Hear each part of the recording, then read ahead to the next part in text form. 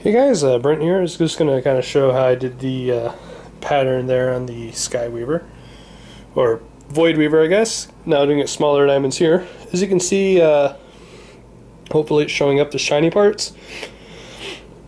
Those are diamonds that basically, it's essentially a sticky film or some more or less.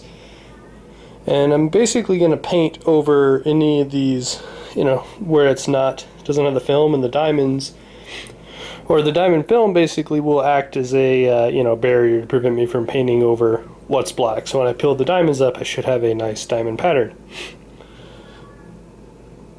So yeah, I'll show you guys. I've already done that with all these four, and I'll show you guys these again after I finished.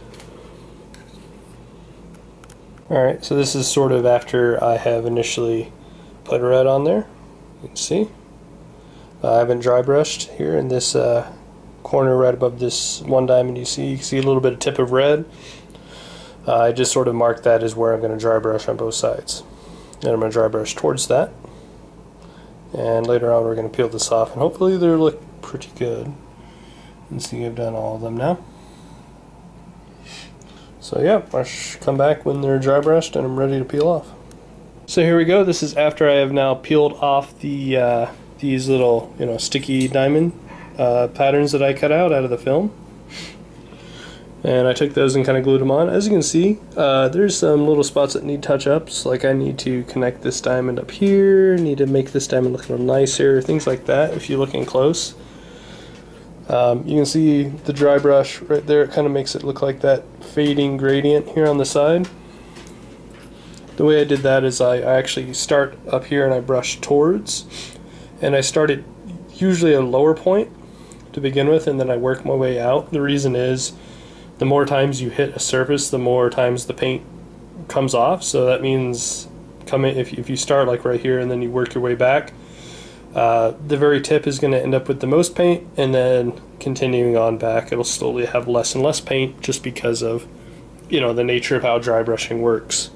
So that's kind of creating this little gradient. I don't have a I know you can do it with sprays and airbrushing and things like that, but I don't have any of that, so this is, I think, the best way to do it if you don't have that.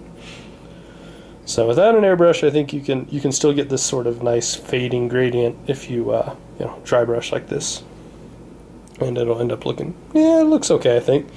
I mean, obviously, like I said, it's not the best, but I think it's for my first time ever trying something like this, I think it's pretty good. I'll show you guys one final update here after I finished. Like if you look closely here, there's some gaps in between the diamonds and things of that nature. I'm going to clean that up with just some freehand, basically, elongating the diamonds and things like that. And after I'm done, I'll show you guys what the final thing looks like. Alright guys, this is the finished checker pattern here after doing some touch-ups.